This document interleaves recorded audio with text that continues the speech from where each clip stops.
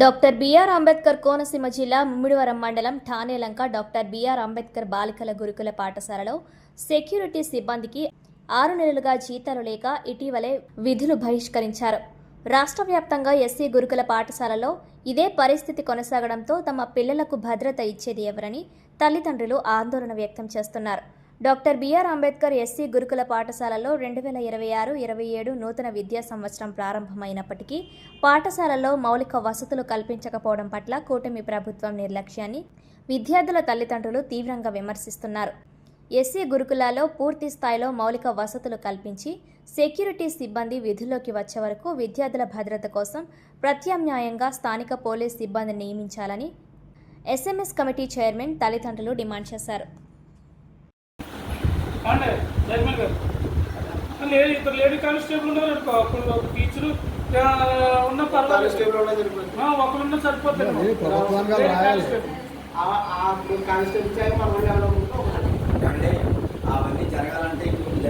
చీపురుమల్లి Srinivas, Republican party doctor BR Ambedkar Konaseema జిల్లా convener.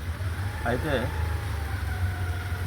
Doctor BR Ambedkar గురుకుల పాఠశాలలో పనిచేస్తున్నటువంటి సిబ్బంది ఎవరైతే ఉన్నారో వాళ్ళకి గత 6 నెలలుగా జీతాలు లేని కారణంగా రాష్ట్ర వ్యాప్తంగా వారు విధులను బహిష్కరించడం జరిగింది.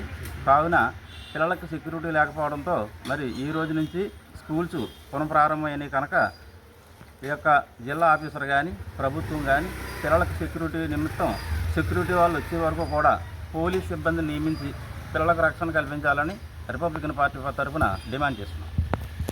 అంబేద్కర్ కోనసీమ జిల్లా ముమ్మిడివరం ఠానేలంక గురుకుల పాఠశాల పేరెంట్స్ కమిటీ చైర్మన్ని నల్ల వీరవెంకటకృష్ణ నా పేరు.